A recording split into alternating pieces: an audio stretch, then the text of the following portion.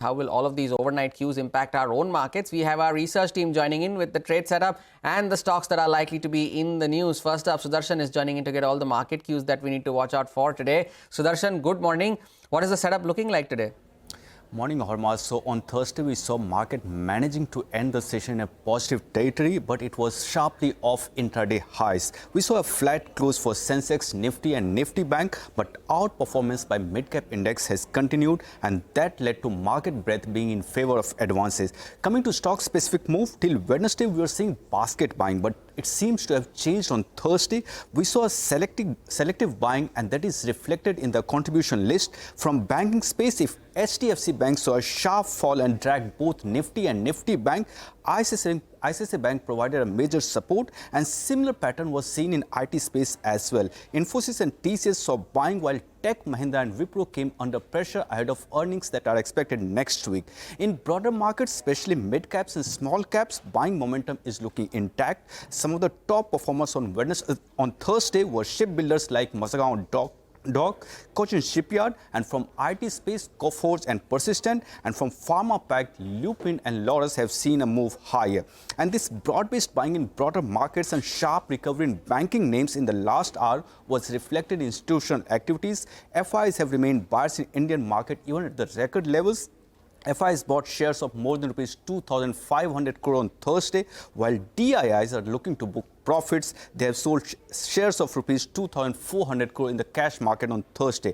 And if we talk about cues from global markets, it's largely muted. US market was shut yesterday for Independence Day, so no major cues from there. European markets though closed higher ahead of UK poll verdict. US 10-year yield is steady around 4.40%, and crude remains elevated, and Brent is above $87 per barrel. And tracking all these gift nifties indicating a start with minor cuts for our market.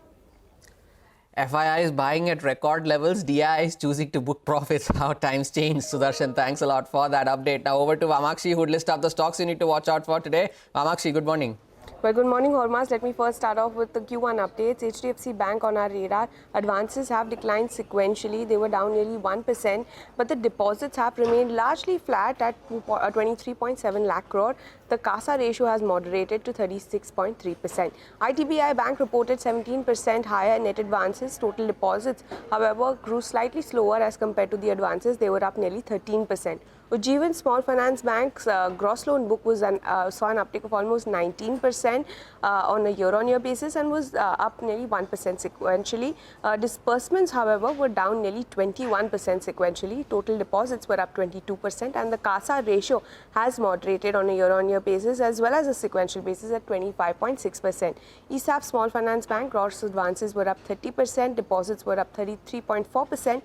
The GNPA ratio, however, has increased significantly to 6.61% on a sequential basis, and even the NNPA has surged from 2.26% to 3.22%. RBL Bank's retail advances saw an uptick of 31%, and wholesale advances were up nearly 2%. Total deposits were up nearly 18% YOY, and the CASA ratio has improved both on a year-on-year basis and sequential basis to 37.3%. Poonawalla FinCorp reported an uptick of 5% in its disbursements. Its AUM saw an uptick of almost 52%, and GNPA and NNPA expected less than 1% and less than 0.5% respectively. Mahindra Lifespace, that's the stock we will be watching out for. They will be redeveloping 7 residential societies in Borivali, and the GDV of this project is expected to be 1,800 crores. Raymond, the board has approved plan for the real estate business demerger. Shareholders will get 1 Raymond Realty share for each share held in Raymond. Ahluwalia Contracts has received orders worth 572 crores from Airports Authority of India. Lloyd's Metal Energy's QIP opens today, and the floor price is at 732 per share. And lastly, let's focus in on IRCON. They've received orders worth 751 crores from RBNL. Plenty of stocks as always. Vamakshi, thank you for that update. Now, Nigel joins in with cues from the F&O space. Nigel, good morning. We are still up for the week, but it's mostly been banking-driven moves so far. Well, that's right. You know, Hormuz, we are waiting for some shots to get into the system, particularly from the FIs, and we're really missing those shots. Otherwise, we would have definitely got past the 24,500 hump, which has been a bit of a resistance zone. What did the FIs do in yesterday's trading session? They added close to around 15,000 long positions, which keeps the long positioning actually at around 84% odd.